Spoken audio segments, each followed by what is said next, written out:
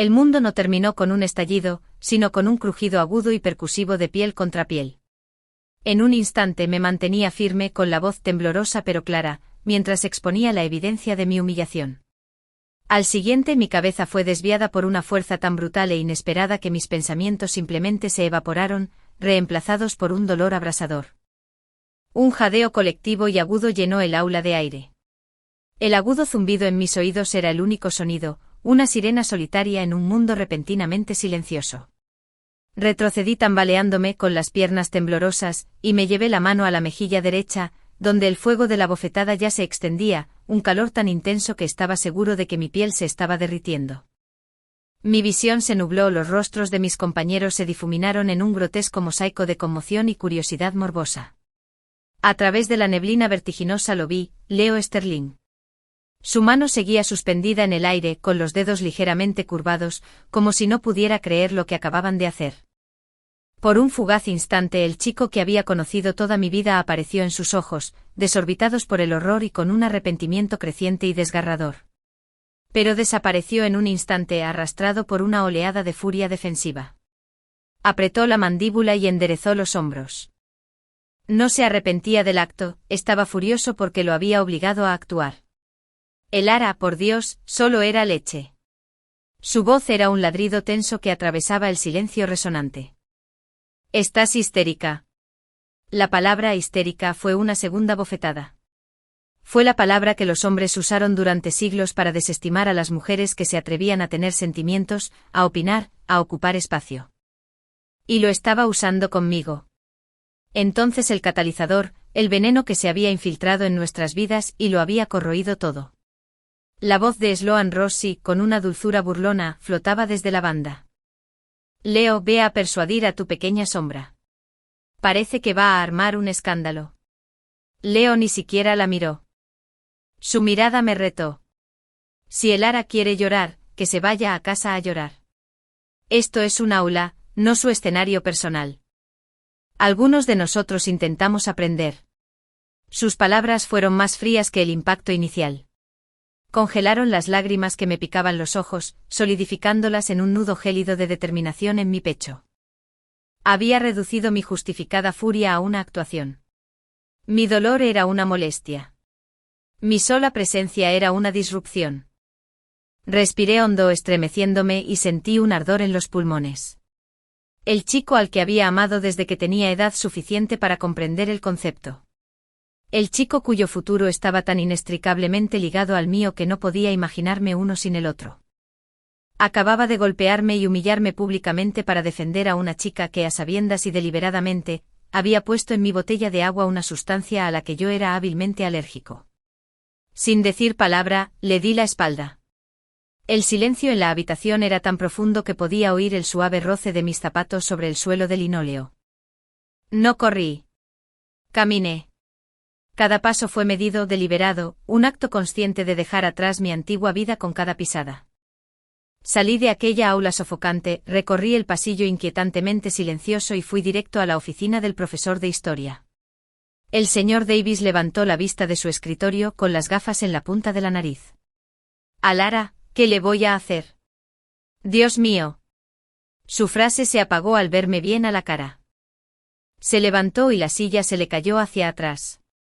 «¿Qué le pasó?» «Señor», dije con una voz inquietantemente tranquila, como un lago tranquilo sobre una profundidad turbulenta. «¿Me presta su teléfono?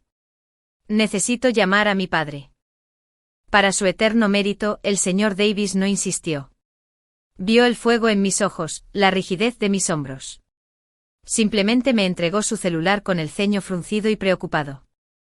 Para mi sorpresa, mis manos estaban perfectamente firmes. Los números del teclado no se desdibujaron. Marqué el número que sabía de memoria. Sonó 2 veces. «Papá», dije con esa voz aún extraña y calmada. «Por favor, ven a buscarme. Ahora mismo. Quiero irme a casa». Hubo un instante de silencio al otro lado. Mi padre era un hombre de pocas palabras, un hombre que medía sus respuestas. Pero percibió la firmeza en mi tono.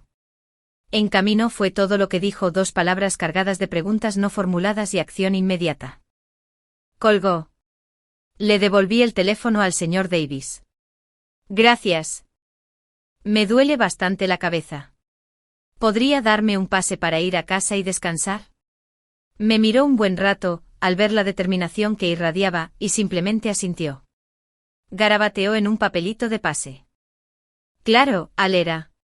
Ve directo a la oficina a esperar. Espero que te sientas mejor. Le di las gracias y me fui. Mientras caminaba hacia la oficina principal, la realidad de la situación empezó a calar hondo, no como una oleada emocional, sino como una serie de hechos fríos y duros. Un hecho. Leo Sterling y yo éramos toda una institución. Nuestras madres, Clara Sterling y Lillian Vance, habían sido mejores amigas desde la universidad.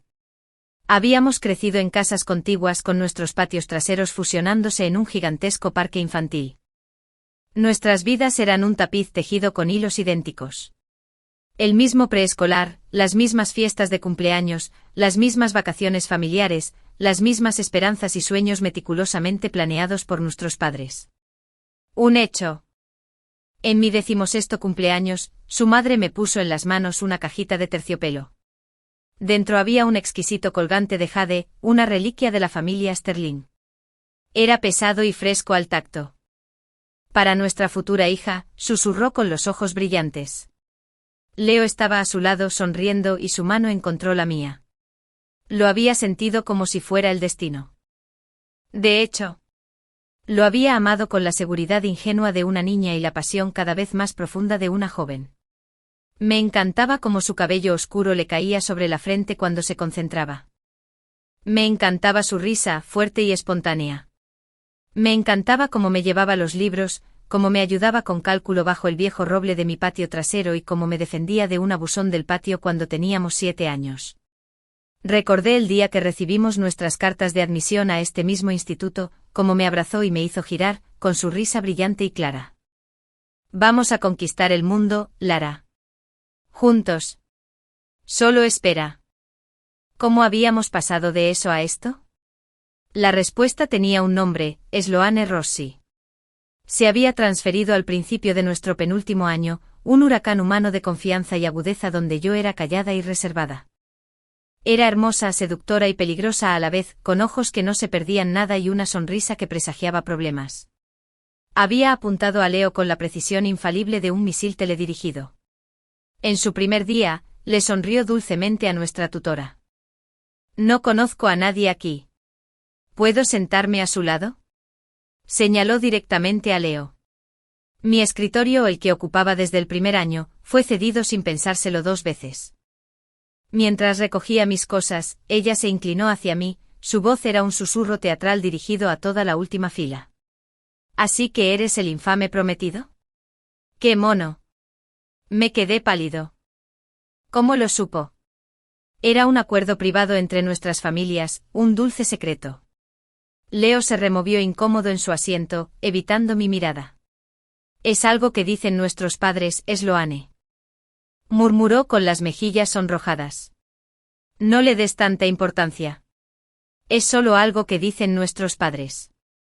La primera fisura en los cimientos de mi mundo. Había decidido ignorarla, cubrirla con recuerdos del niño que solía ser. Había pasado un año viendo cómo esas fracturas se multiplicaban, cada una traición, cada una decisión suya de priorizarla a ella sobre mí. Esperé en las frías escaleras de hormigón de la escuela, el viento otoñal era un frescor bienvenido en mi mejilla ardiente. Cuando el elegante coche negro de mi padre entró en la rotonda, no era solo él. La puerta del copiloto se abrió de golpe antes de que el coche se detuviera por completo, y mi madre salió de ella. «Elara», gritó corriendo hacia mí. Me tomó la cara en las manos, sus pulgares recorrieron suavemente el contorno rojo y furioso de la mano de Leo. Sus ojos, normalmente tan cálidos y risueños, brillaban con una furia que nunca había visto en ellos.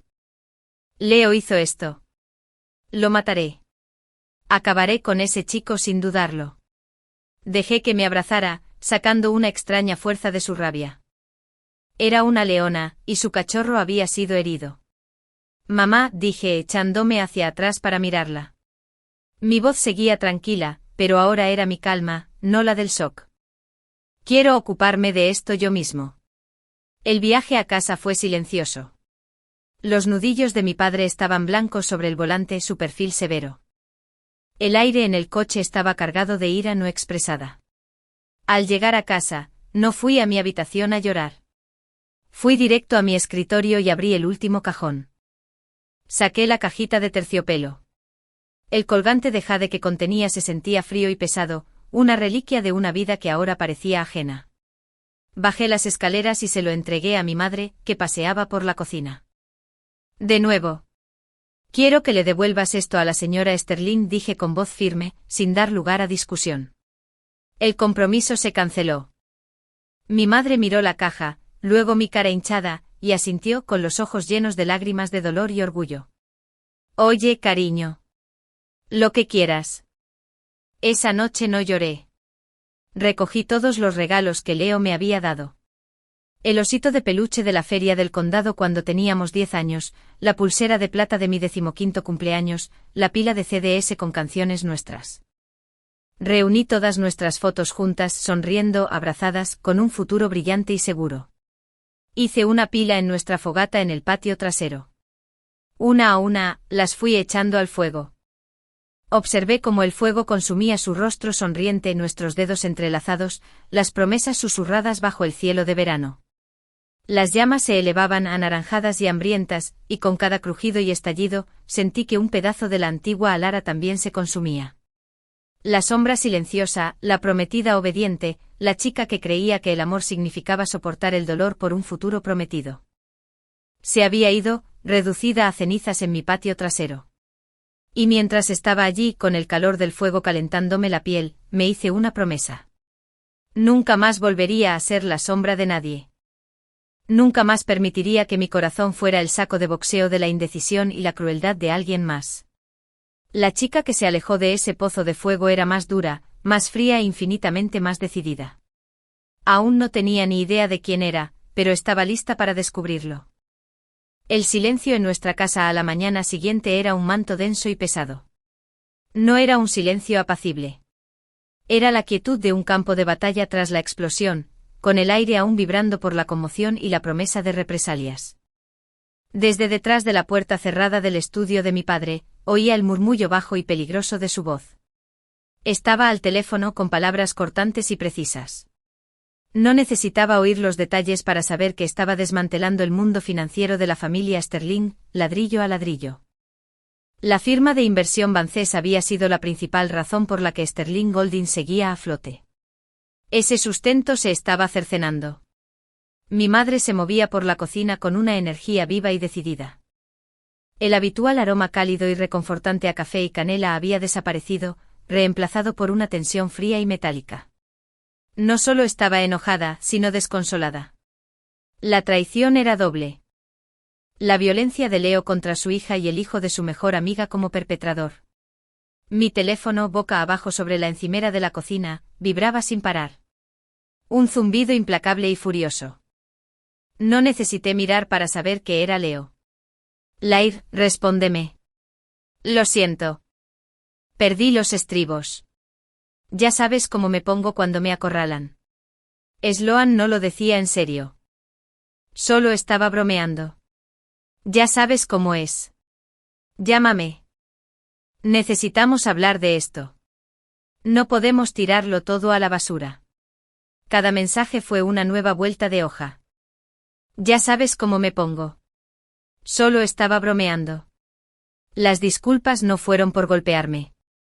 Fueron por la inconveniencia de mi reacción. Eran condicionales con justificaciones y culpas. Lamentaba haberlo obligado a hacerlo. Con una sensación de finitud que me resultó aterradora y empoderadora a la vez, cogí el teléfono, busqué su contacto y pulsé bloquear. El silencio que siguió fue inmediato y profundo. Sonó el timbre, sus campanillas rompiendo el silencio. Mi madre contestó. No necesitaba ver para saber quién era. Oí la voz, tensa y llorosa, de Clara Sterling. Lillian, por favor. Somos amigas desde hace 30 años. Los niños solo están teniendo una pelea de amantes. Esto es demasiado extremo. Tienes que llamar a David, decirle que pare esta locura. Me quedé en lo alto de las escaleras, oculto en las sombras del rellano, testigo silencioso del fin de una era. ¿Una pelea de amantes, Clara? La voz de mi madre era más fría que nunca. ¿Una pelea de amantes suele conllevar una conmoción cerebral? Porque eso fue lo que diagnosticó anoche el médico de urgencias. Una conmoción cerebral leve. De la mano de tu hijo. Hubo una fuerte inspiración. ¿Una conmoción cerebral? Dios mío. No lo dijiste. Dijo que solo fue un toque, que estaba exagerando para llamar la atención. Para llamar la atención. La risa de mi madre fue breve y amarga. Mírala, Clara. Vamos. Mira lo que tu hijo le hizo a mi hija. No lo dudé. Bajé lentamente las escaleras, sin intentar ocultar la evidencia. Me había dejado el pelo suelto que me tapaba parcialmente la cara, pero el moretón morado y desgarrado era inconfundible. Caminé con cuidado, un poco vacilante, y me agarré a la barandilla como si buscara apoyo. No estaba actuando. El dolor de cabeza era real, el mareo era real. Pero lo amplifiqué dejando que todo mi dolor y agotamiento se reflejaran en mi rostro. La señora Sterling se llevó la mano a la boca con el rostro destrozado. ¡Ay, cariño! Lo siento mucho. Leo lo siente mucho. Está devastado. Por favor, tienes que entender la presión que tiene con las solicitudes de ingreso a la universidad, con el equipo y con las expectativas de su padre. La presión, repetía mi madre con palabras cargadas de veneno. Mi hija podría no poder presentarse a sus exámenes finales por la presión que sufre tu hijo. Tu empresa está pasando por dificultades financieras, ¿verdad, Clara? Porque mi marido ha decidido rescindir todos sus contratos con Sterling Holdings. Para siempre. El rostro de la señora Sterling palideció, dejándola como un fantasma de su habitual impecable apariencia. La inversión de la familia Vance no era solo un acuerdo comercial. Fue la piedra angular de su estabilidad. No se trató solo de un compromiso roto. Fue una ejecución financiera y social. No puedes hablar en serio, susurró con voz temblorosa. Lillian, nuestra amistad. Los años. Nunca he sido más seria en mi vida, dijo mi madre con voz de acero. Le puso la caja de terciopelo que contenía el colgante de jade en las manos de la señora Sterling. El compromiso se canceló. Ahora, si nos disculpan, mi hija necesita descansar. Cerró la puerta con suavidad, pero con absoluta firmeza. El sonido del cierre al encajar resonó en el gran vestíbulo como un disparo. Me quedé allí, escuchando el sonido apagado de los sollozos al otro lado de la puerta antes de que se apagaran lentamente. Me tomé unos días libres de la escuela. Mis padres organizaron que viniera una tutora particular a casa, una mujer severa pero brillante a quien no le interesaban los dramas de la secundaria, solo las complejidades del cálculo avanzado y los sonetos de Shakespeare.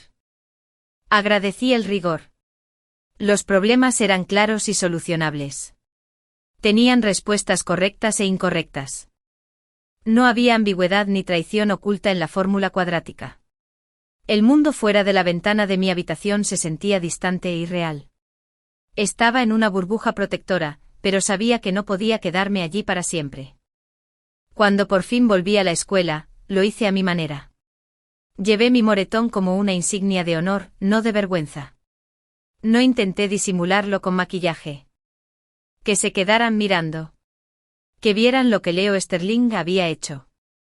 La reacción fue inmediata. El patio de la escuela, normalmente una cacofonía de risas y conversaciones a gritos, se sumió en el silencio mientras caminaba por él. Todas las miradas estaban fijas en mí. Vi los susurros tras las manos, los empujoncitos, las miradas de asombro. Y entonces lo vi. Leo estaba junto a su casillero con un aspecto terrible, pálido y con ojeras como si no hubiera dormido. Sloane estaba acurrucada sobre él, susurrándole algo al oído, aferrándose posesivamente a su chaqueta. Al verme se enderezó y la apartó un poco. Tenía los ojos muy abiertos, una mezcla caótica de esperanza, desesperación y culpa. Elara, dijo acercándose a mí. Lo miré sin mirarlo. No aminoré el paso, no cambié mi expresión. Pasé junto a él como si fuera un extraño, un pedazo del paisaje. Los susurros se intensificaron. Escuché algunas risitas de los amigos de Sloane, pero las silenciaron rápidamente.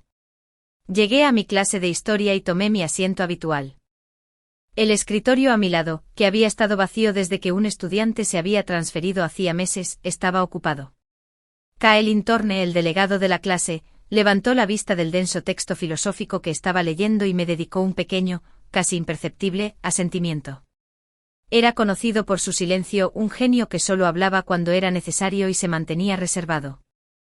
Nunca habíamos intercambiado más que unas pocas palabras sobre el trabajo en grupo asignado. El señor Davis comenzó su conferencia sobre las causas geopolíticas de la Primera Guerra Mundial. A mitad de la misma, planteó una pregunta compleja sobre el Plan Schlieffen. La sala quedó en silencio. Sabía la respuesta. La antigua helera habría bajado la mano, para no llamar más la atención. La nueva helera ya no se escondía. Levanté la mano. Era el plan estratégico de Alemania para una guerra en dos frentes contra Francia y Rusia, dije con voz clara y firme, que resonó en todos los rincones de la sala.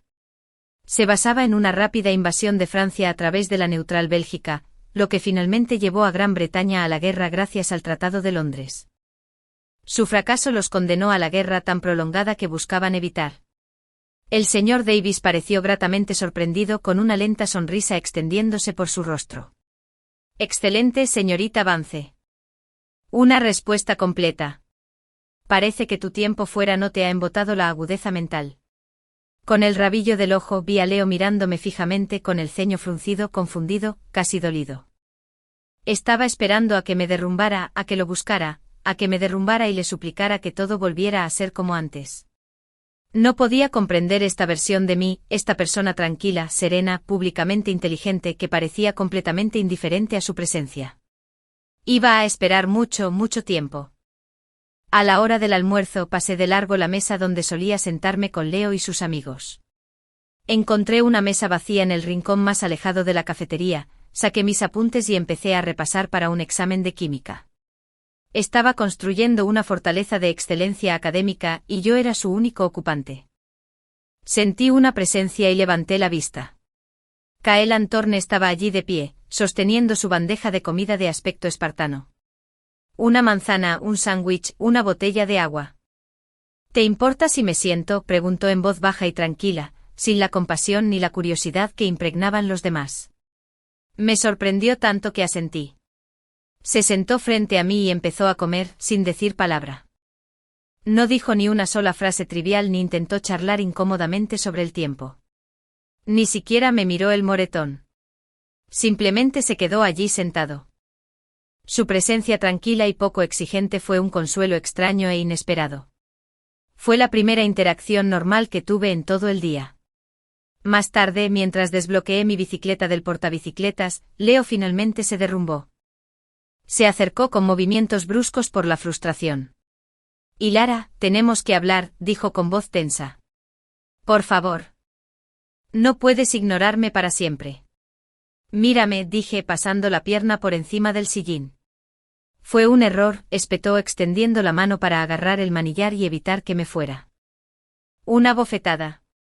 ¿De verdad vas a arruinar todo nuestro futuro por un instante de ira? Finalmente me giré para mirarlo con una mirada fría y serena. No fue un instante, Leo, dije con la misma firmeza que mis manos al llamar a mi padre.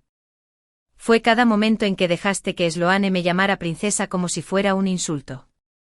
Fuiste tú quien le regaló el estúpido llavero que te compré para la buena suerte.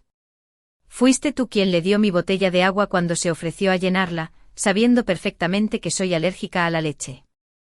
La bofetada fue solo el punto final de una frase larguísima y muy fea. Se estremeció como si cada palabra fuera un golpe físico. Yo no sabía que le echaría leche. Pensé que solo estaba siendo amable. No te importó descubrirlo, lo corregí con voz fría. Estabas demasiado ocupado disfrutando de la atención de alguien nuevo y emocionante. ¿Crees que estoy desperdiciando nuestro futuro? Tú fuiste quien lo desperdició vaso a vaso cada vez que decidías reírte con ella a mi costa. Le arranqué la bicicleta de las manos. Aléjate de mí, Leo. Terminamos. Pedaleé con el viento azotándome el pelo. No miré atrás. Pero al doblar la esquina hacia la calle principal, vi una figura de pie bajo un árbol al otro lado de la calle. Kael Antorne me observaba, con la mochila al hombro y una expresión pensativa e indescifrable. Me dedicó el mismo gesto leve de asentimiento que en clase, luego se dio la vuelta y caminó en dirección contraria. Cabalgué de vuelta a casa con el corazón latiendo con fuerza, no de tristeza, sino con una energía feroz y triunfante. Lo había enfrentado. Había dicho mi verdad. Y sobreviví. Los muros de la fortaleza se sentían un poco más altos, un poco más fuertes. Y por primera vez me pregunté si no tendría que ser la única persona dentro de ellos. La semana siguiente fue una lección magistral sobre la compleja y brutal jerarquía social del instituto. La escuela se había dividido en dos bandos. La facción de Sloane, un grupo de chicos que confundían su crueldad con confianza, y chicas que le tenían miedo o aspiraban a ser como ella, habían cerrado filas en torno a Leo. Le ofrecieron un flujo constante de compasión y validación, reforzando su narrativa de que yo era una dramaturga hipersensible que había reaccionado cruelmente de forma exagerada y le había destrozado la vida. Pero también se había formado una contraalianza sorprendente y silenciosa. Personas con las que nunca había hablado realmente empezaron a ofrecer pequeños y sutiles gestos de solidaridad. Una chica de mi laboratorio de química, una cerebrita tranquila llamada Chloe, me dejó una nota en mi casillero que decía: «Me alegra que hayas vuelto. Es una narcisista tóxica. PD, tu respuesta al problema de la entalpía fue brillante». Un chico flacucho del periódico escolar, Ben, me hizo un gesto discreto de aprobación con el pulgar en el pasillo entre clases. Era una señal discreta de apoyo, un reconocimiento de que la balanza había estado desequilibrada durante demasiado tiempo. Y en el centro de este nuevo y tranquilo mundo estaba Kael Antorne. No hizo una gran presentación. No hubo declaraciones de amistad ni ofrecimientos para hablar de ello. Simplemente se integró a mi rutina diaria con la serena eficiencia de un estratega que despliega sus piezas. Empezó a guardar el asiento junto a él en la biblioteca. Si llegaba primero, me encontraría. Deslizaba su cuaderno por la mesa, con un problema complejo de física o un pasaje denso de Paraíso Perdido marcado en un círculo, un desafío intelectual silencioso que resultaba una grata distracción del bullicio de los chismes y las miradas fijas. Pasábamos horas en un silencio sociable, roto solo por el rasgueo de los lápices, el crujido de las páginas y alguna ecuación o crítica literaria murmurada ocasionalmente. Fue durante una de estas intensas sesiones de estudio, una semana después de mi regreso, que la frágil pieza se hizo añicos. Leo nos encontró. Irrumpió en la biblioteca, su presencia era una oscura nube de ira y presunción. Sloane lo seguía como una sombra malévola, con una sonrisa satisfecha y victoriosa en el rostro. Se dirigió directamente a nuestra mesa, ignorando los carteles silenciados y las miradas de desaprobación de los demás estudiantes. «¿Qué es esto, Hilara?», preguntó con la voz demasiado alta, demasiado áspera para el silencio. «¿Tan fácil me reemplazas? ¿Con él?». Hizo un gesto desdeñoso hacia Kael, quien ni siquiera levantó la vista de su ejemplar de Crimen y Castigo. «Esto es una biblioteca», Sterling dijo Kael, con un murmullo bajo y frío que, de alguna manera, tenía más peso que el grito de Leo. «Baja la voz o vete». Leo lo ignoró por completo con la mirada fija en mí. Tenía los ojos inyectados en sangre, desesperados. «¿Por eso has sido tan frío? ¿Me has estado engañando con ese genio raro? ¿Cuánto tiempo lleva pasando esto?». Recibí una reacción. Kael, lenta y deliberadamente, colocó un marcapáginas en su novela y la cerró. Levantó la vista y su mirada fue como si le hubieran salpicado agua helada. No tenía ira, pero sí una frialdad aterradora y analítica. «Tienes 3 segundos para irte», dijo bajando la voz hasta casi un susurro, infinitamente más amenazante. «Ok», se burló Leo, inflando el pecho. «¿Me vas a tirar un libro? ¿Me cortas con un papel?». Me puse de pie, mi silla rozando el suelo. Toda la biblioteca estaba mirando, absorta en nuestro drama. «Leo, déjanos en paz. Te estás avergonzando». «Me estoy avergonzando», rió con un sonido áspero y amargo que no tenía gracia. «Eres tú quien está haciendo un espectáculo de nuestra vida privada. Primero llamas a la policía como un niño, ahora haces alarde de esto. Este caso de caridad. Le espetó esas palabras a Kallen, un golpe bajo con la intención de herirlo. Lo vi entonces, un destello de algo oscuro y peligroso en los ojos de Kallen. Un atisbo de una profundidad oculta, una parte cruda e indómita del que su apariencia tranquila e intelectual solía mantener cuidadosamente enjaulada. Estuvo ahí y desapareció en un nanosegundo, pero fue suficiente para erizarme los pelos de los brazos. El único caso de caridad que veo eres tú, dije con la voz temblorosa, no de miedo, sino de ira candente. Suplicando mi atención porque tu nueva y emocionante novia no es suficiente desafío para ti. Es fácil. Se acabó el juego, Leo. Perdiste. Ahora vete. La bibliotecaria, la señora Gabel, por fin se dirigía hacia nosotros, con el rostro como una nube de tormenta. Leo pasó de mi rostro furioso al aterradoramente sereno de Kallen. Pareció darse cuenta de que la dinámica había cambiado irrevocablemente, de que ya no tenía ningún poder allí. Esto no ha terminado, murmuró palabras desprovistas de la convicción habitual. Se dio la vuelta y se alejó con Sloane corriendo tras él, su sonrisa burlona finalmente se borró, reemplazada por confusión e ira. La biblioteca se sumió en un silencio cada vez más profundo. Me senté lentamente con las manos ligeramente temblorosas. Kallen me observó un instante con una mirada intensa y evaluadora. Entonces, sin decir palabra, me acercó la taza de té que había traído por la mesa. No tenías que hacer eso, susurré, envolviendo la taza caliente con las manos. ¿Hacer qué?, preguntó abriendo el libro por la página. Defiéndeme. Me miró por encima del libro con una leve sonrisa casi imperceptible en los labios. No te estaba defendiendo. La biblioteca es un lugar para el estudio tranquilo y la actividad intelectual. Estaba perturbando la paz. Era un uso ilógico e ineficiente del tiempo de todos. No pude evitarlo. Se me escapó una risita sincera. Era la primera vez que reía en semanas y me pareció extraño y maravilloso. La sonrisa de Kallen se ensanchó apenas un poco antes de volver a hundir la nariz en Dostoyevski.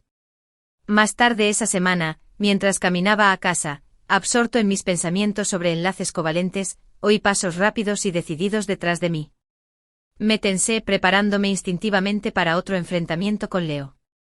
Pero era Kallen, que se puso a mi lado con las manos metidas en los bolsillos de su abrigo de lana oscura.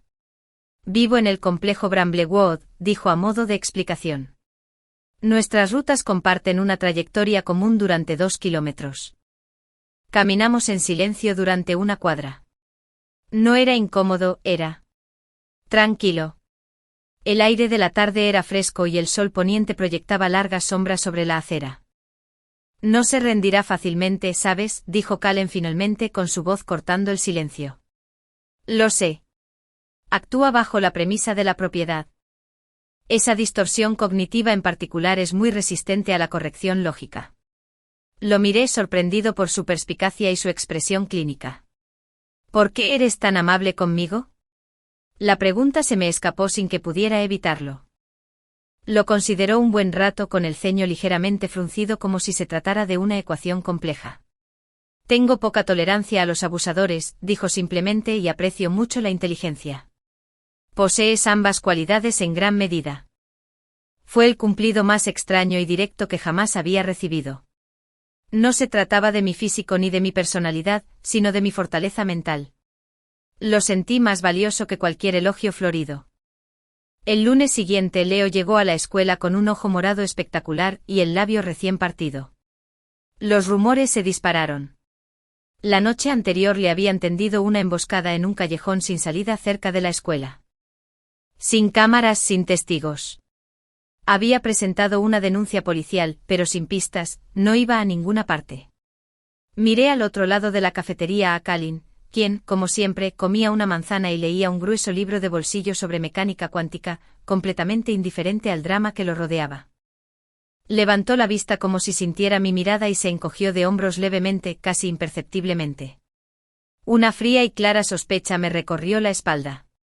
El tranquilo y modesto presidente de la clase guardaba secretos. Y una de ellas podría implicar una comprensión muy precisa y brutal de las luchas callejeras. Se anunció el baile de invierno con carteles pegados por todos los pasillos.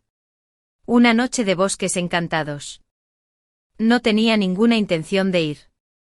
La idea de ver a Leo y Sloane jugar a ser el rey y la reina de las ruinas de mi vida social, de tener que presenciar su afecto performativo, me hacía sentir fatal. Al día siguiente apareció una nota en la rejilla de ventilación de mi taquilla. Estaba en una tarjeta blanca escrita con una letra pulcra y precisa que reconocí al instante. La represalia más significativa estadísticamente es una vida bien vivida. No les concedas el poder de robarte experiencias. Cuida el baile. Él. Me quedé mirando la nota, mi corazón dio un extraño vuelco. Tenía razón. Esconderse no era conflicto. Enfrentarlos, prosperar a pesar de ellos, sí lo era. Esa tarde en nuestra mesa habitual de la biblioteca, respiré hondo, mi valor se sentía frágil. Kalin. No levantó la vista de su libro de ecuaciones diferenciales. ¿Vas al baile de invierno? Levantó la vista con una ceja arqueada en una expresión perfecta de desdén académico. Considero que las reuniones sociales organizadas por la escuela son una pérdida de tiempo y energía intelectual. La música es acústicamente ofensiva, los refrigerios carecen de valor nutricional y la conversación rara vez resulta estimulante. Claro. Por supuesto. Sentí que me sonrojaba de vergüenza. Había sido una idea estúpida. ¿Por qué?, preguntó, ladeando la cabeza en un gesto de curiosidad, como un pájaro. ¿Piensas ir? Lo estaba pensando, dije intentando parecer despreocupada, como si no me hubiera costado tanto preguntar. Pero ir sola parece estadísticamente patético. Guardó silencio tanto tiempo que pensé que lo había ofendido sin querer. Entonces cerró su libro de texto con un chasquido definitivo. Muy bien, dijo. Muy bien, ¿qué? Te acompaño. Como tu cita. Solo como una estrategia para maximizar tu potencial de represalia y minimizar la probabilidad de una noche mediocre. Lo miré con la boca abierta. Tú lo harás. Es la decisión más lógica, dijo como si estuviéramos hablando de un experimento de laboratorio. Tu presencia perturbará activamente la narrativa de victimización de Sterling. Mi presencia introducirá una variable impredecible que su mentalidad emocional no podrá procesar eficazmente. Lo pondrá nervioso. El resultado proyectado tiene una alta probabilidad de ser satisfactorio. Una sonrisa lenta y sincera se dibujó en mi rostro. Por primera vez desde la bofetada, sentí una chispa de genuina emoción anticipada. Él. Dije. Es una cita. Kailin Thorne hizo una mueca. Por favor, no usemos esa terminología. Es una alianza táctica. Pero mientras recogía sus libros, apilándolos cuidadosamente con precisión matemática, habría jurado que vi un leve rubor subiendo por su cuello. La noche del baile de invierno llegó envuelta en una fina niebla gélida.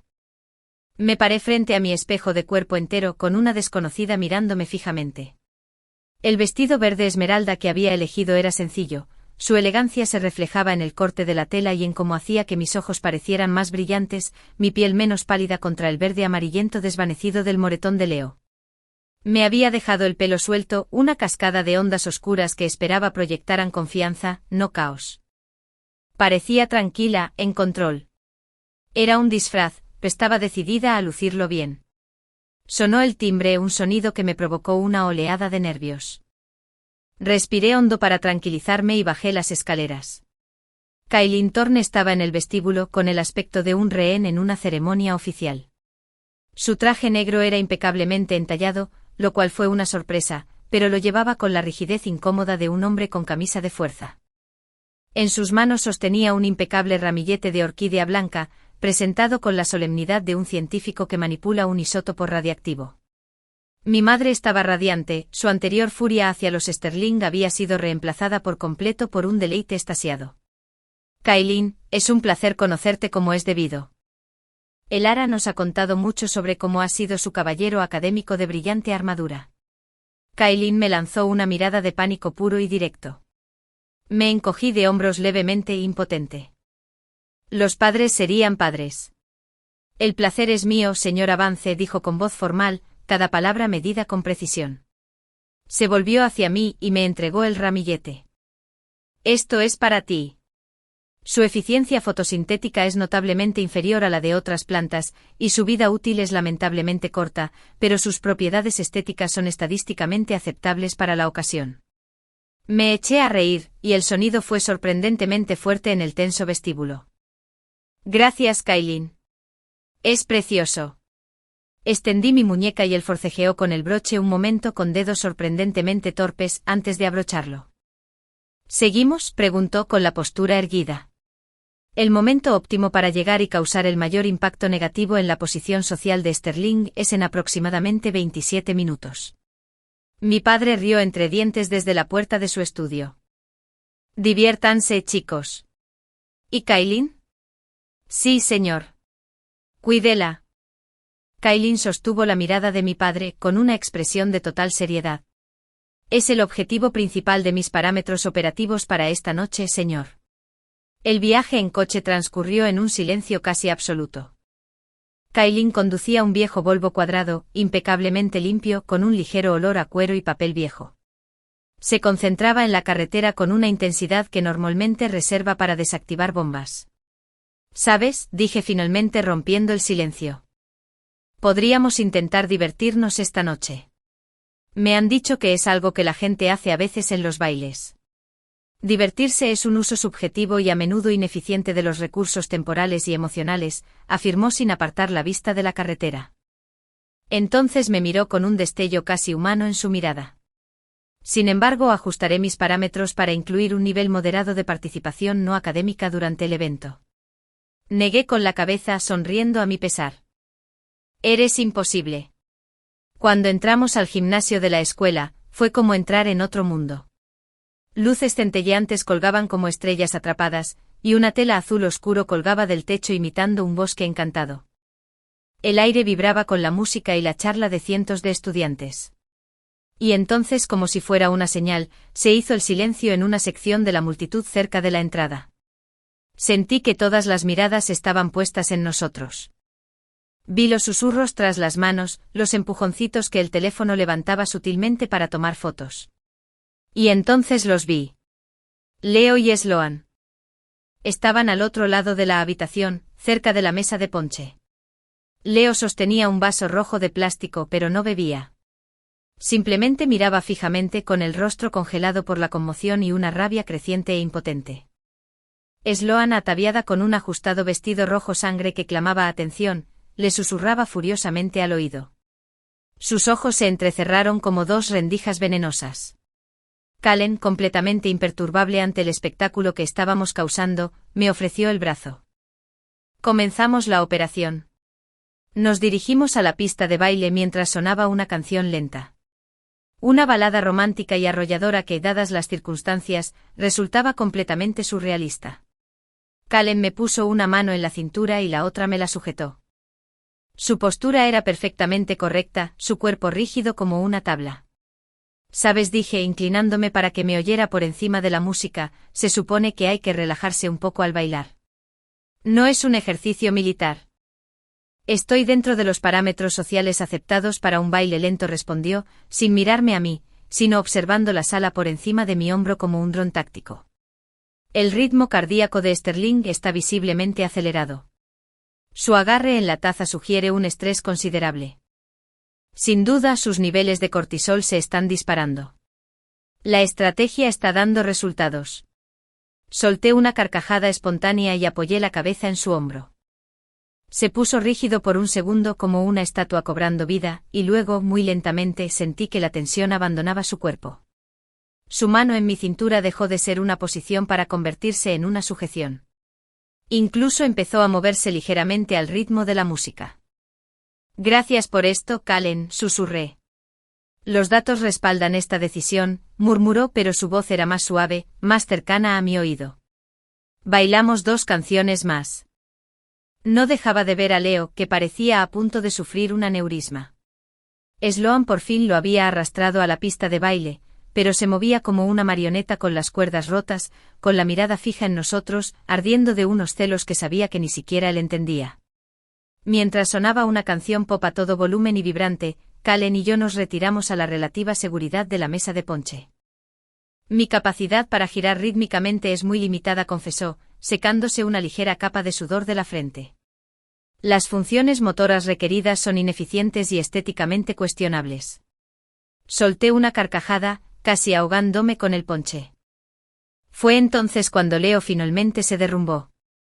Se acercó a nosotros con Sloan aferrada a su brazo como un percebe posesivo. Aler, tenemos que hablar.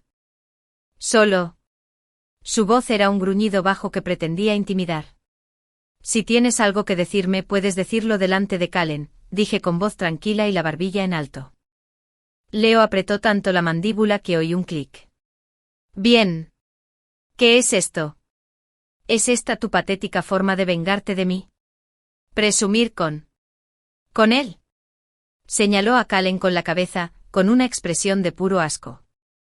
Kallen tomó un sorbo lento y pausado de su ponche. Tu premisa es errónea, Sterling. No está presumiendo. Participamos en un evento social organizado por la escuela. Tu respuesta emocional es tuya. No es su responsabilidad. Parecía que Leo quería atravesar con el puño el rostro sereno de Kallen. No te metas, Thorne. Esto es entre Aler y yo. No hay un tú en Aler, dije con una voz tan fría que podría haber congelado el ponche. Hace mucho que no lo hay. Estabas demasiado distraído con Sloan como para darte cuenta. Sloan sonrió con malicia, con los ojos brillantes. Oh, no seas tan amargado, Aler. Si no pudiste mantener su atención, es tu problema. Algunas chicas lo tienen todo y otras no.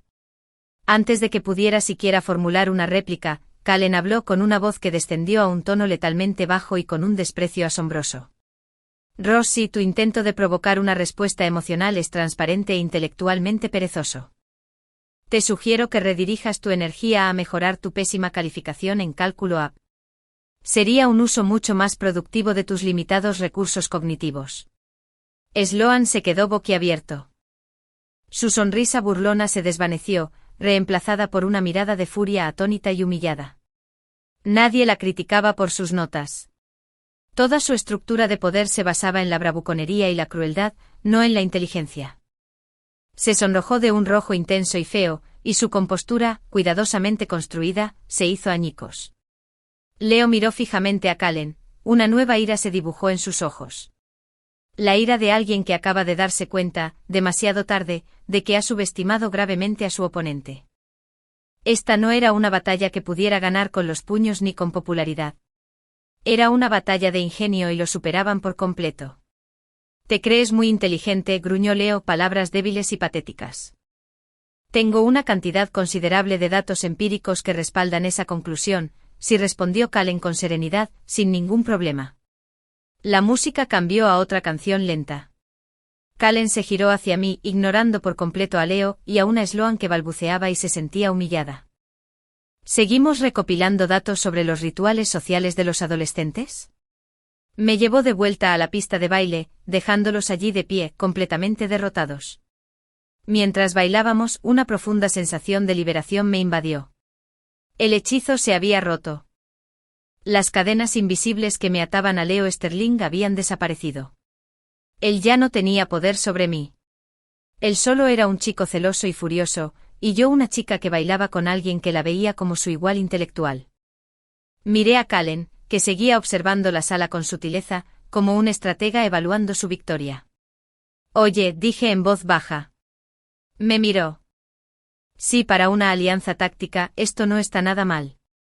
Una sonrisa auténtica, ni una mueca burlona ni un leve tic, se dibujó en su rostro. Era como si el sol saliera de detrás de una nube, transformando sus rasgos, habitualmente serios, en algo cálido y sorprendentemente atractivo. Los datos son sorprendentemente agradables. Nos quedamos hasta la última canción. Me llevó a casa, el silencio en el coche ahora era cómodo y acogedor. Me acompañó hasta la puerta. Gracias, Kallen, dije con más sinceridad de la que podía expresar. La verdad es que me divertí mucho. El éxito de la velada superó con creces mis proyecciones iniciales, admitió. Dudó un momento, una rara muestra de incertidumbre, y luego añadió, tu coeficiente de resiliencia es excepcionalmente alto, el avance. Se dio la vuelta y regresó a su coche, una figura solitaria y erguida en la noche brumosa. Lo vi irse sintiendo una mezcla confusa de profunda gratitud, y algo más cálido y aterrador que me revoloteaba en el pecho, algo que no estaba lista para nombrar. El lunes siguiente en la escuela, el panorama social había cambiado para siempre. Leo ni siquiera me miraba. La historia del baile, de cómo Calen Thorne los había destrozado verbalmente con precisión quirúrgica, se había propagado por la escuela con la velocidad de un virus. El poder de Sloane se vio disminuido, su aura de invencibilidad resquebrajada. Mi liberación fue absoluta. Era libre. Y todo gracias al aliado más brillante, desconcertante e inesperado imaginable. Con Leo y Sloane neutralizados, el resto del año escolar se concentró en un único e intenso enfoque, el inminente espectro de los exámenes de admisión a la universidad. Los pequeños dramas del instituto se desvanecieron en un ruido trivial, insignificantes ante la inmensa presión del futuro. Calen y yo caímos en una rutina simbiótica y perfecta. Éramos compañeros de estudio ante todo, pero el vínculo que habíamos forjado se sentía más profundo y sólido que cualquier amistad que hubiera tenido.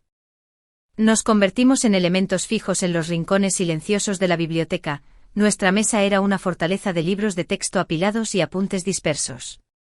Pasábamos horas en la tranquila cafetería cerca de la escuela, hablando con un lenguaje abreviado de fórmulas matemáticas, fechas históricas y temas literarios.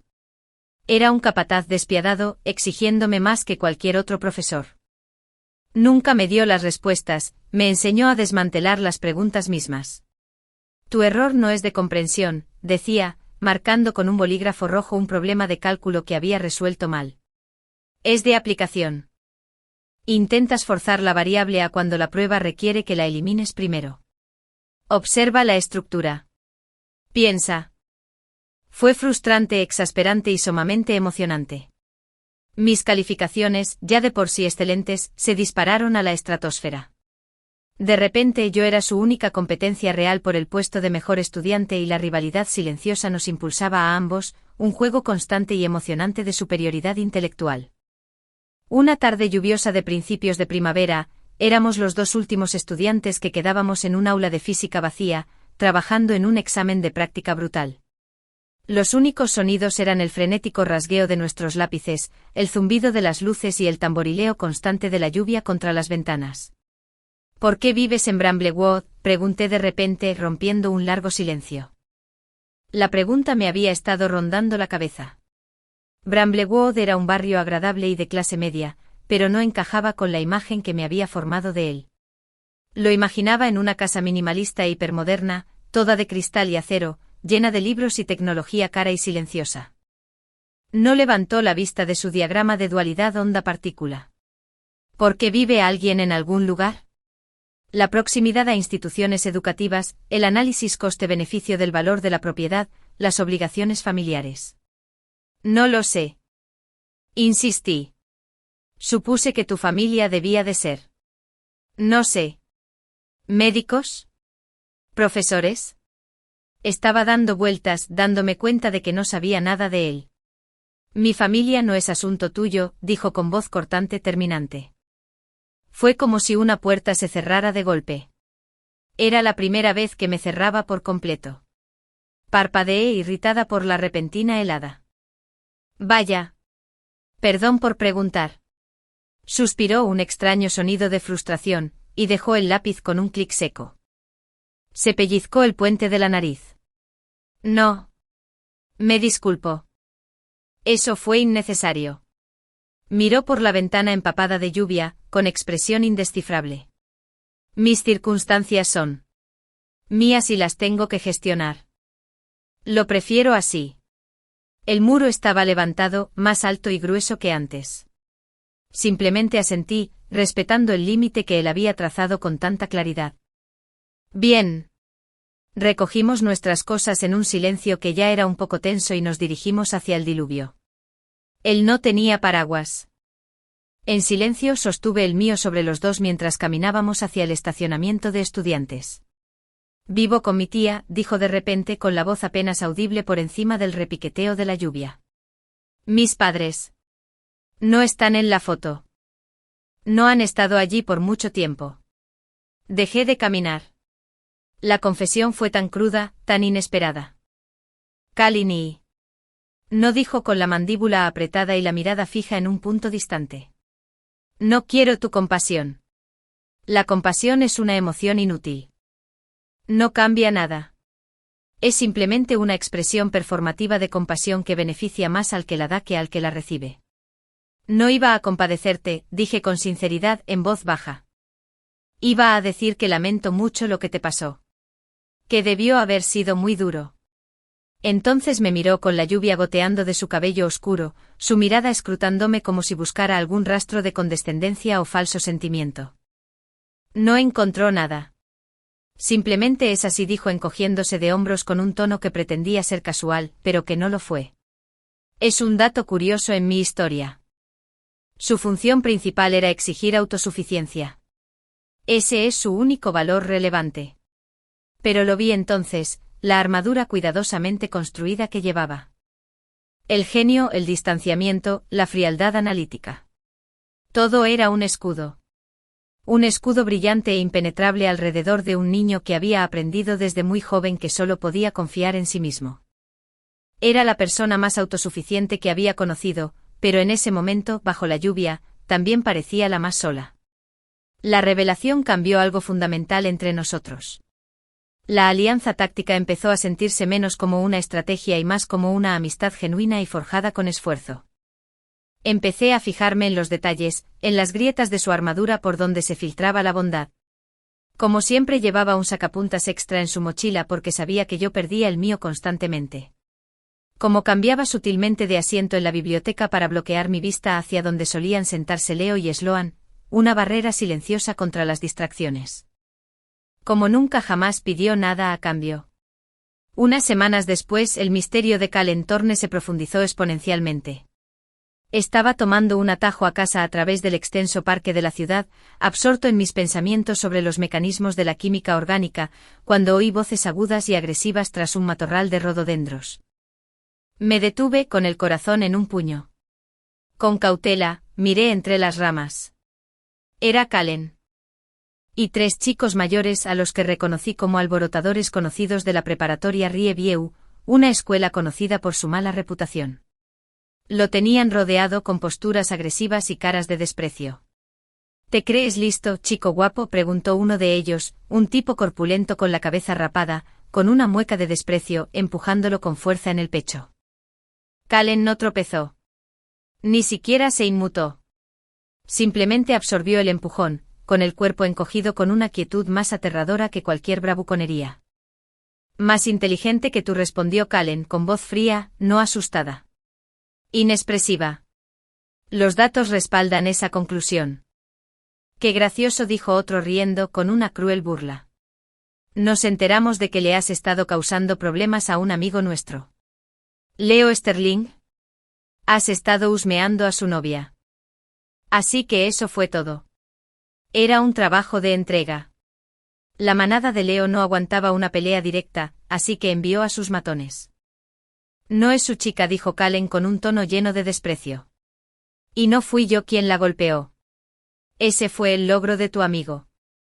Dijo que tienes una bocaza, dijo el primero, tronándose los nudillos. Es hora de callártela. Lo que pasó después fue tan rápido que casi me lo pierdo. El tipo se abalanzó. Calen no retrocedió. Avanzó al ataque. Su movimiento fue un borrón de brutal eficiencia. Atrapó el brazo extendido del tipo, lo retorció de una forma que parecía dolorosamente antinatural y aprovechó el impulso del tipo para estrellarlo de cara contra el tronco de un gran roble. Se oyó un golpe sordo y el tipo se desplomó en el suelo, gimiendo. Los otros 2 se quedaron mirando atónitos, un segundo antes de abalanzarse sobre él simultáneamente.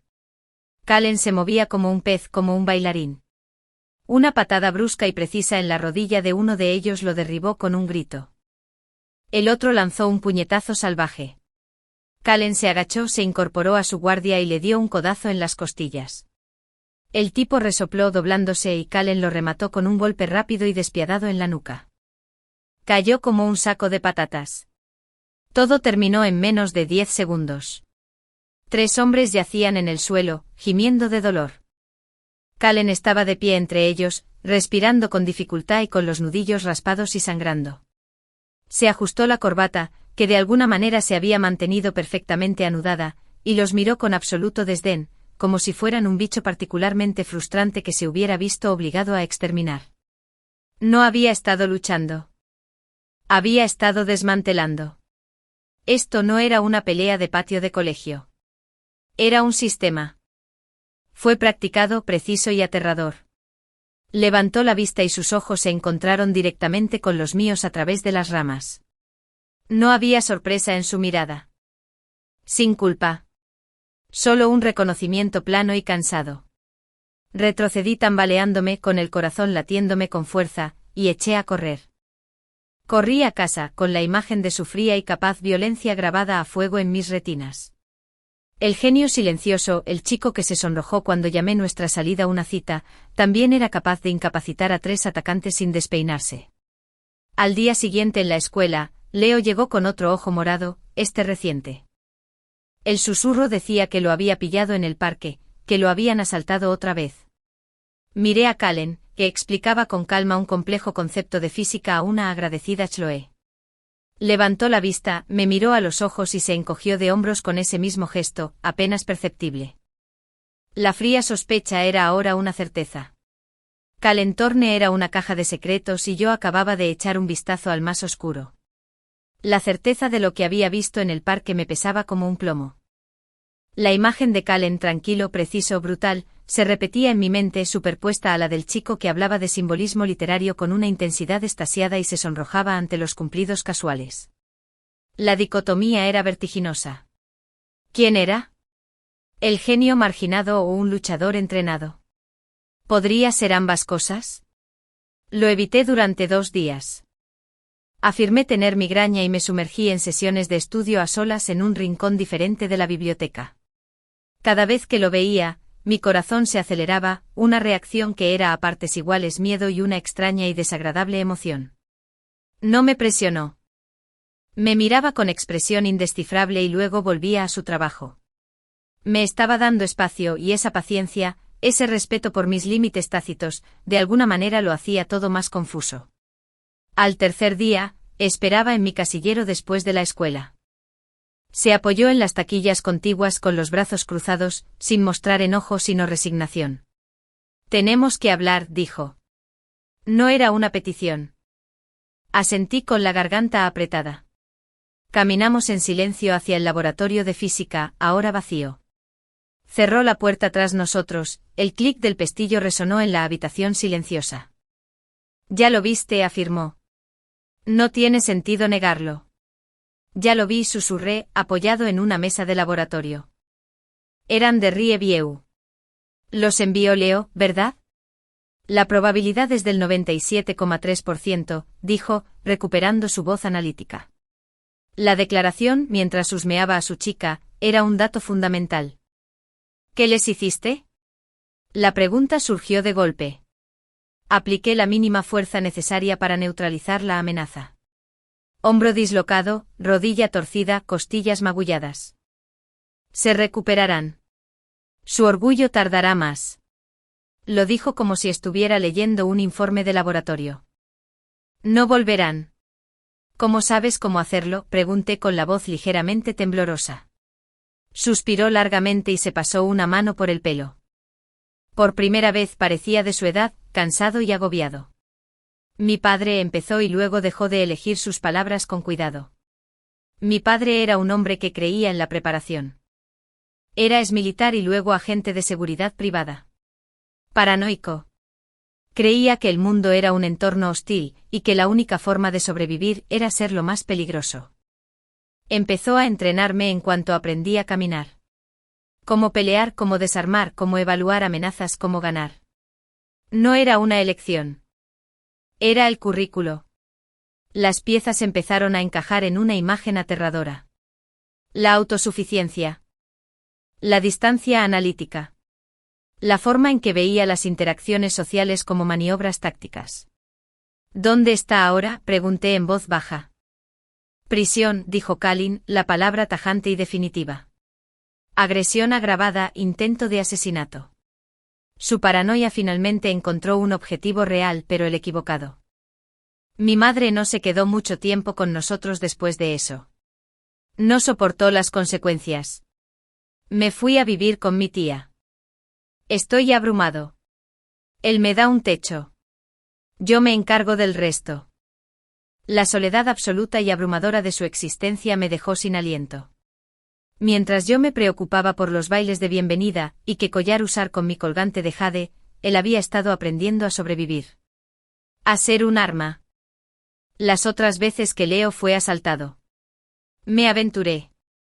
Una respuesta proporcional, dijo mirándome directamente a los ojos, sin ocultarla ya. La primera vez fue una advertencia. No le hizo caso. La segunda fue un argumento más persuasivo. Debería haberme horrorizado. Debería haber salido corriendo y gritando de este chico que admitió haber orquestado agresiones violentas. Pero lo único que sentí fue una oleada abrumadora de protección. Me había visto sufrir, y con las únicas herramientas que le habían dado, había intentado detenerlo. No tenías que hacer eso, dije con la voz cargada de emoción. Sí, dijo, su voz se suavizó por primera vez desde que entramos en la habitación. Lo hice. Te lastimó. Esa era una variable inaceptable. Nos quedamos en silencio un largo rato, solo se oía el zumbido de las luces fluorescentes. ¿Acaso cambia las cosas?, preguntó, y percibí un leve temblor de vulnerabilidad en su voz. El genio tenía miedo. De mí. De mi juicio. Lo miré, realmente lo miré. No al luchador ni al genio, sino al chico que cargó con el peso de una infancia terrible sin quejarse, que usó su feroz inteligencia no para la crueldad, sino para apoyarme silenciosamente, que me había defendido cuando nadie más lo había hecho. No, dije con voz firme. No cambia nada. Excepto que quizás ahora me sienta mucho más segura caminando a casa. Una sonrisa de alivio se dibujó en su rostro, tan brillante que me dolió el corazón. Desde ese día, las últimas barreras entre nosotros se desvanecieron. Éramos un equipo. Una unidad. El inminente desastre de los exámenes finales y las solicitudes de ingreso a la universidad se convirtió en nuestra misión compartida. Nos presionábamos sin descanso. Él me obligaba a derivar fórmulas de principios básicos en lugar de memorizarlas. Yo cuestionaba sus análisis literarios, a veces demasiado clínicos, argumentando a favor de la ambigüedad temática y la resonancia emocional. Tu argumento, aunque emocionalmente convincente, carece de evidencia textual en la página 142, decía, frunciendo el ceño al leer mi ensayo sobre cumbres borrascosas. Tu análisis tiene toda la calidez y el alma de un informe de autopsia. Le contraatacaría. Heathcliff no es un conjunto de datos. Es un torrente de pasión humana. Discutíamos durante una hora, luego íbamos a tomar un café y el debate continuaba de forma más amistosa. Estaba aprendiendo a pensar con una agudeza que desconocía. Él sospechaba, estaba aprendiendo a sentir cosas que había guardado en secreto hacía tiempo. El último semestre se convirtió en una vorágine de exámenes de práctica, sesiones de estudio nocturnas y ensayos de solicitud de ingreso a la universidad. Mis padres, al ver mi transformación, me apoyaron incondicionalmente, aunque un poco desconcertados por mi compañía intensa y silenciosa. Mi madre solía ponerme 2 de cada cosa en el almuerzo, un sándwich para mí y otro para Calen. Él siempre los aceptaba con un discreto y formal gracias, señora Vance, que la hacía sonreír. Leo y Sloan se convirtieron en fantasmas en mi visión periférica. Seguían juntos, una pareja tóxica y pegajosa, pero su poder había desaparecido. Simplemente estaban ahí. Ruido de fondo.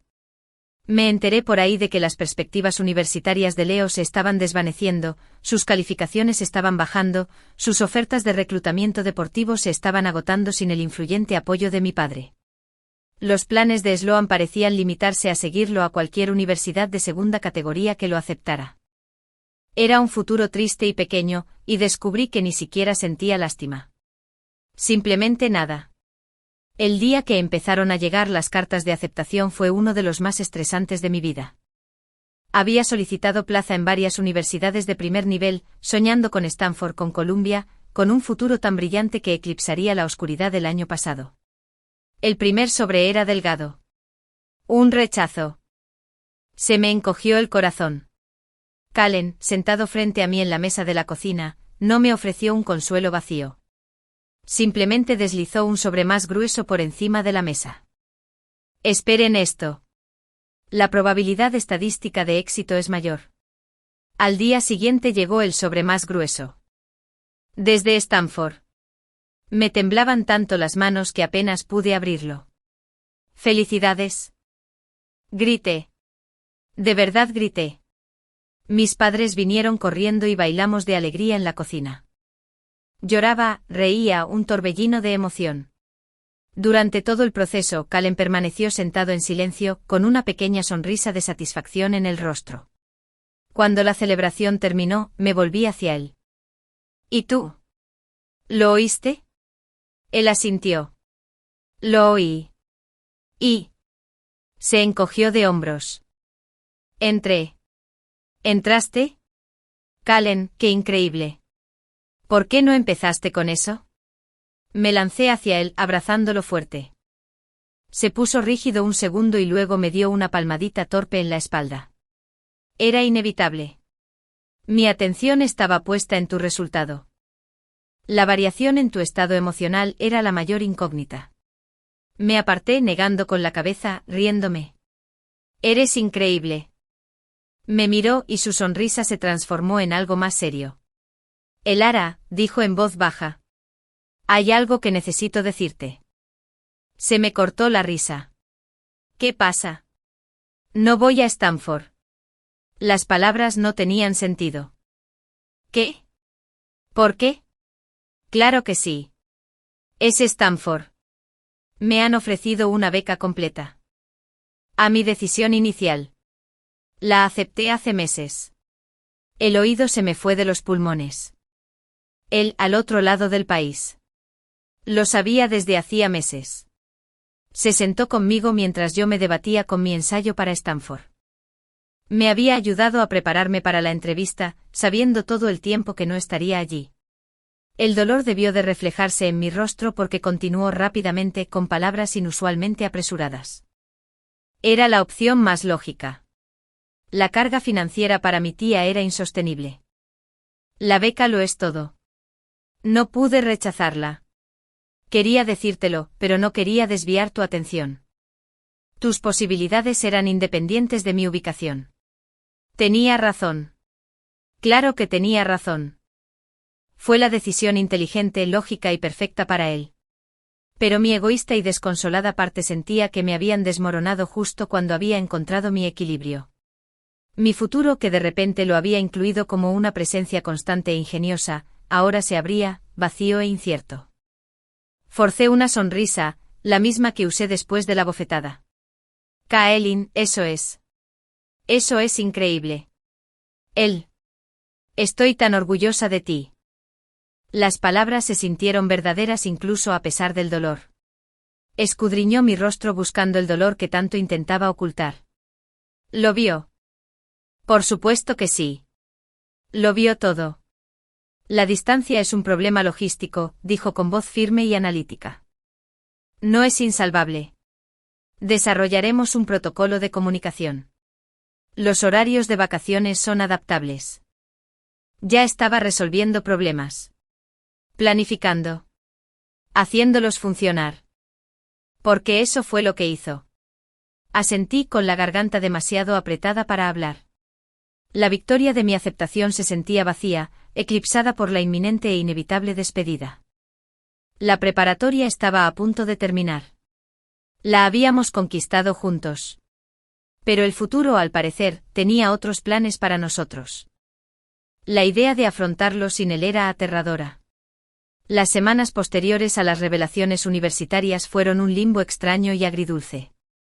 La intensa presión de los exámenes había terminado, reemplazada por la surrealista ligereza de la senioritis. Los pasillos de nuestra preparatoria, antes un campo de batalla, ahora parecían un museo de una vida que ya estaba dejando atrás. El futuro era una puerta abierta de par en par, pero estar en su marco, listo para cruzarlo solo, era aterrador. Calen, fiel a su palabra, inmediatamente comenzó a desarrollar un protocolo de comunicación. Me entregó una hoja de cálculo impresa y con códigos de colores que detallaba las diferencias horarias entre California y Massachusetts, los horarios óptimos para videollamadas según nuestros horarios de clases proyectados y un calendario compartido donde podíamos reservar horas de estudio y descansos para sincronizarnos. Fue lo más romántico y al mismo tiempo, lo más poco romántico que alguien había hecho por mí. Reí hasta las lágrimas y luego lloré de verdad. Mantendremos un mínimo de 3 videocomunicaciones programadas por semana, con actualizaciones asincrónicas adicionales por texto según sea necesario, anunció, muy serio, tocando la hoja de cálculo. ¿Actualizaciones asincrónicas por texto?, bromeé secándome los ojos. ¿Te refieres a mensajes de texto? Un término rudimentario pero útil, admitió con una leve sonrisa en los labios. Pasamos el tiempo que nos quedaba juntos, no con gestos grandilocuentes, sino con una intensidad discreta. Fuimos juntos al mediocre baile de graduación, no como una alianza táctica esta vez, sino como... Sí, no bailamos mucho. Pasamos la mayor parte de la noche en una mesa en un rincón, debatiendo las implicaciones éticas de la IA y mirando de reojo a Leo y Sloan, quienes ya discutían sobre algo en un rincón oscuro, con su relación desmoronándose visiblemente bajo el peso de su propia toxicidad. Fue un cierre satisfactorio y tranquilo. Dimos largos paseos por la ciudad y él habló más de su infancia en esas pocas semanas que nunca. No de las partes violentas, sino de las solitarias. Los años de almorzar solo en la biblioteca, de aprender cálculo con libros de texto obsoletos porque su tía no podía permitirse un tutor, de observar a otros niños con sus familias y construir una fortaleza intelectual alrededor del vacío donde debería haber estado el suyo. También le conté sobre mi infancia. La presión de ser el banceille perfecto, la ansiedad constante y leve de saber que los negocios de mi familia y los Sterling estaban entrelazados, la silenciosa soledad de ser la sombra de Leo, siempre definida por mi relación con él más que por mí misma. Nunca fuiste una sombra, dijo Callen, deteniéndose para mirarme. Estábamos junto al río, las luces de la ciudad reflejándose en el agua oscura. Eras una supernova. Aún no habías explotado. La noche antes de que se fuera a Boston, nos sentamos en el tejado de mi casa, con una manta extendida debajo mirando las estrellas. El aire era cálido, impregnado del canto de los grillos y del tráfico lejano. Tengo miedo, admití las palabras diminutas en la inmensidad de la noche. Era la primera vez que lo decía en voz alta. ¿De qué?, preguntó con voz suave. De Stanford. De estar solo. De que todo es diferente. De que me olvidaras, no añadí. Guardó silencio un buen rato mirando las constelaciones. El cambio es constante, dijo finalmente. Es la única variable fiable del universo. Combatirla es ilógico. La estrategia es adaptarse. Se giró para mirarme, su rostro pálido a la luz de la luna. Nos adaptaremos. ¿Cómo puedes estar tan seguro? Porque he calculado las variables. Tu inteligencia, tu resiliencia, tu capacidad de crecimiento. La mía, dedicación. La palabra dedicación parecía costarle algo. La probabilidad de fracaso es baja. No se puede calcular todo, Callen, susurré. Lo sé, dijo y sonó como una confesión. Pero puedo calcular las cosas que importan. Y esto importa. Entonces se inclinó hacia adelante y por un instante de infarto pensé que me iba a besar.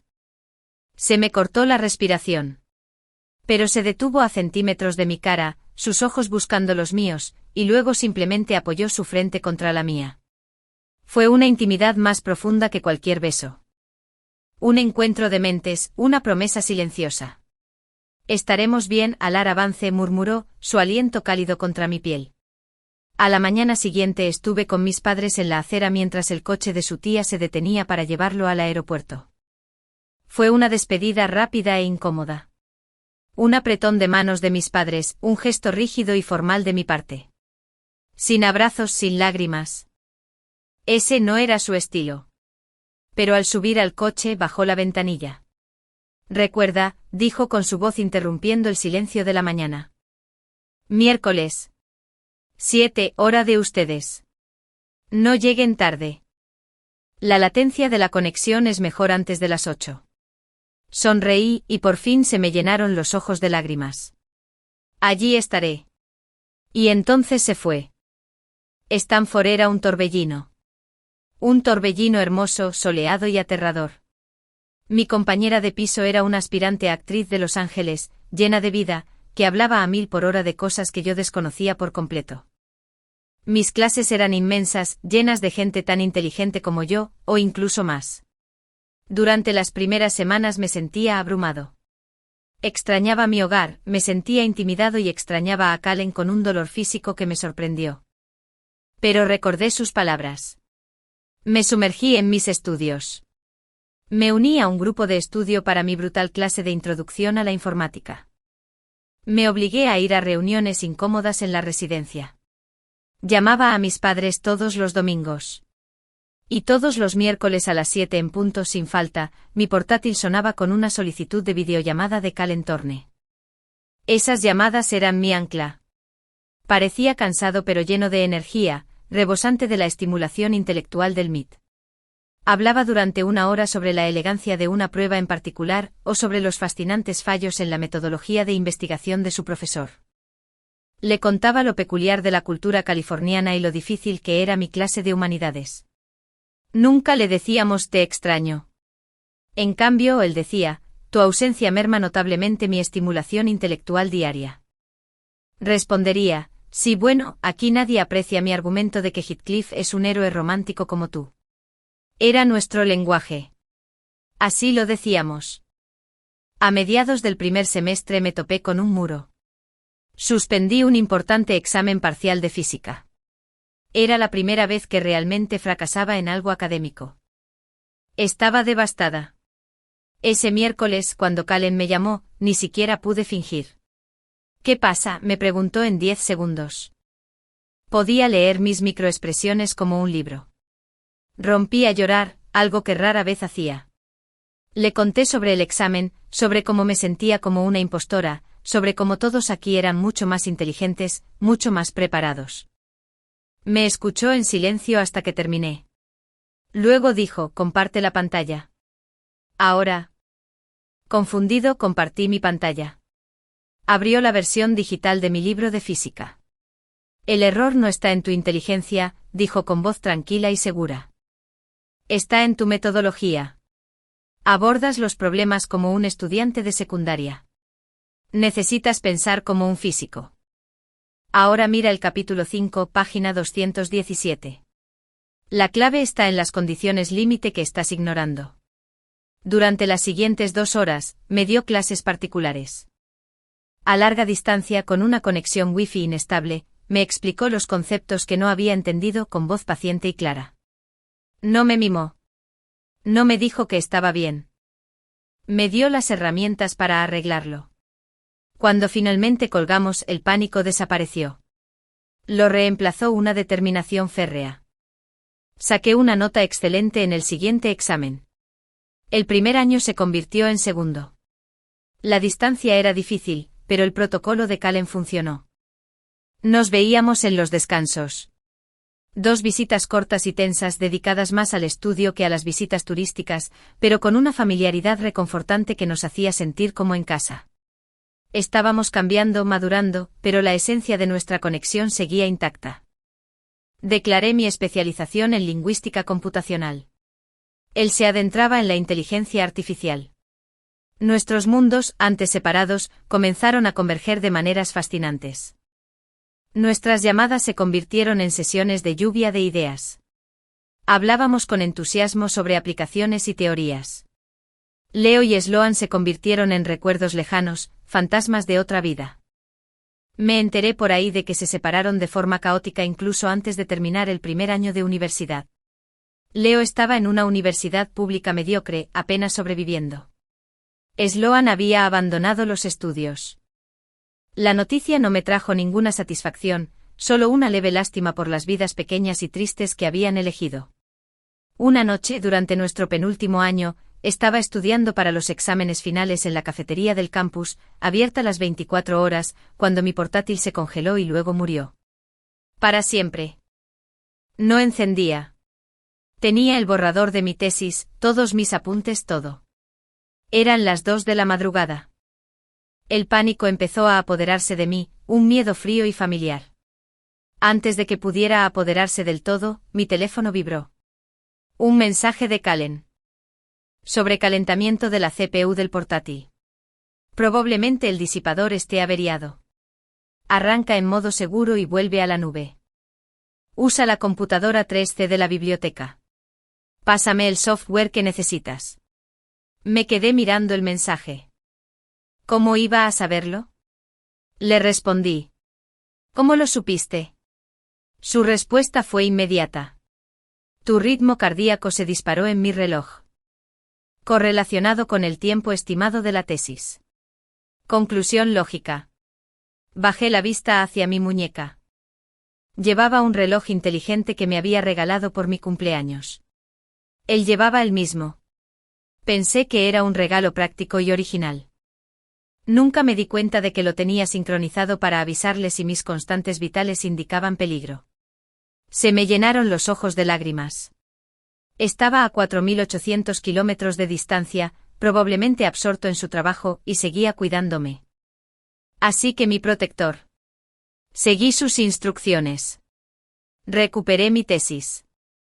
Y mientras estaba sentado en la silenciosa biblioteca, con los primeros rayos del amanecer filtrándose por las ventanas, me di cuenta de algo con una claridad asombrosa.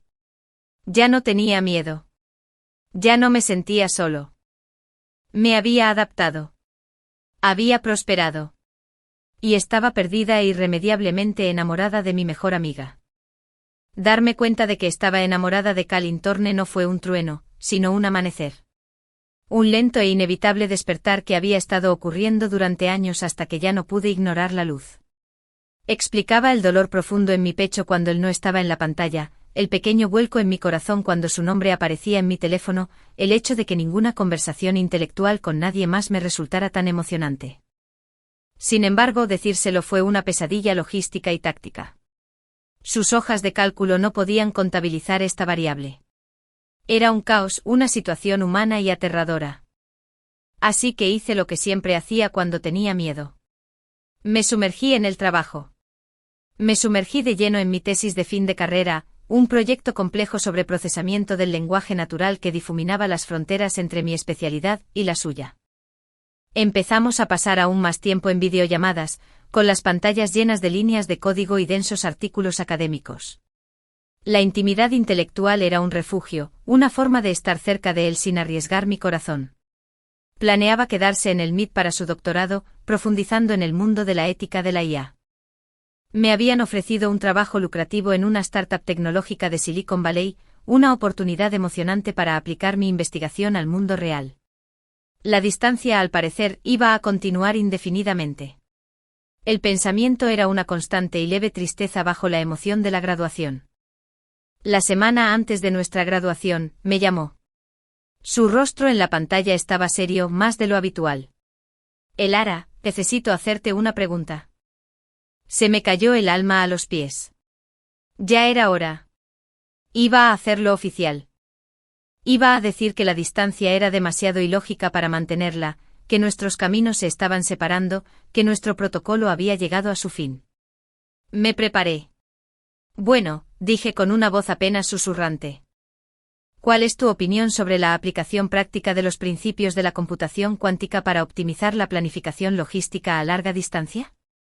Parpadeé. ¿Qué? Es una pregunta sencilla. ¿Tu opinión? Yo. Creo que es fascinante en teoría, pero en la práctica está limitado por las limitaciones tecnológicas actuales. Tartamudeé, completamente desconcertado. ¿Por qué? Estoy considerando tu respuesta en un modelo, dijo, escribiendo algo en su teclado fuera de la pantalla. Gracias. Y luego colgó.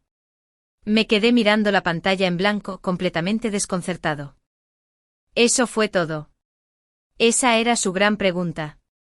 2 días después estaba en la biblioteca de Stanford, dándole los últimos toques a mi presentación de tesis, cuando vibró mi teléfono. Era un mensaje de un número desconocido con prefijo de Boston. Señorita Vance. Soy Débora, la tía de Callen. Disculpe la molestia, pero ha ocurrido un incidente. El mundo se paró. Se me heló la sangre. Incidente. La palabra resonó con 1000 posibilidades terribles. Visiones de accidentes de laboratorio, de su oscuro pasado alcanzándolo, de él yaciendo herido y solo. Llamé al número con manos temblorosas. ¿Qué pasó? ¿Está bien? Ay, está bien, querida, está bien, dijo su tía con voz nerviosa. Bueno, no está bien. Se ha hundido. No ha dormido en días. Ha estado trabajando en algún proyecto. Tiene fiebre, pero no me hace caso. No deja de murmurar sobre optimizar el resultado y variables defectuosas. Pensé, quizás podrías hacerle entrar en razón. Un alivio me invadió con tanta intensidad que me mareó. Simplemente estaba enfermo. Estaba agotado. Lo llamé por videollamada inmediatamente. Contestó pálido y demacrado con ojeras. Estaba recostado en la cama, con la laptop abierta a su lado. Tenía un aspecto terrible. ¿Kailin? Tu tía me llamó. Necesitas descansar. ¿Qué te pasa? Las variables no cuadran, dijo con la voz ronca. Estaba delirando por la fiebre. Las rutas de vuelo o la disponibilidad de coches de alquiler, la ruta óptima desde el aeropuerto de San Francisco hasta tu apartamento teniendo en cuenta los patrones de tráfico a esa hora del día. Es una pesadilla de ineficiencia. ¿Y el anillo? El anillo es la variable más ilógica de todas. El corte, la claridad, el peso en quilates. Los datos son contradictorios. ¿Cómo se toma esta decisión? Lo miré fijamente intentando recuperar el hilo mental. Rutas de vuelo. ¿El anillo? ¿Kailin? Dije lentamente con el corazón latiéndome con fuerza. ¿De qué hablas? Parpadeó, sus ojos brillantes y febriles se fijaron en mí con dificultad. La pregunta. Te hice la pregunta. Sobre logística cuántica. Sí. Fue una evaluación inicial. Para ver si tu pensamiento había evolucionado lo suficiente como para apreciar la complejidad del problema. ¿Qué problema?, pregunté con voz temblorosa. El problema de cómo pedirte matrimonio como es debido, dijo como si fuera la cosa más obvia del mundo. Y entonces estornudó un sonido fuerte e indigno que arruinó por completo el momento. Me eché a reír. Me reí hasta que se me saltaron las lágrimas. Me miró confundido y un poco ofendido. ¿Te hace gracia mi propuesta?, preguntó con la nariz roja. ¿Tienes 39 grados de fiebre y me propones matrimonio con logística cuántica? Me quedé sin aliento entre risas. Kailin, eres el hombre más ridículo, brillante y maravilloso del planeta. Frunció el ceño. Entonces es un sí. Los datos no son concluyentes. Sí. Lloré, seguí riendo y llorando. Sí, idiota. Claro que sí. Él asintió con una expresión de inmensa satisfacción en su rostro febril. Bien. El resultado es aceptable. El protocolo fue un éxito. Y entonces sus ojos se cerraron y se durmió con el teléfono aún apoyado, mostrándome su rostro dormido, enfermo y maravilloso. Apareció en mi puerta en Palo Alto 3 días después, con aspecto cansado pero recuperado, y sosteniendo una pequeña caja de terciopelo negro. Estaba inusualmente nervioso. Tengo una propuesta revisada, dijo sin siquiera saludar. Una realizada a una temperatura corporal óptima y con una función cognitiva al 100%. Se arrodilló allí mismo, en mi porche. No dio un discurso sobre el amor ni sobre la eternidad. Dijo, Hilar Avance, eres la solución más eficiente, elegante y brillante para la compleja ecuación de mi existencia. Mi vida tiene muchas más probabilidades de éxito contigo. ¿Continuarás esta relación indefinidamente?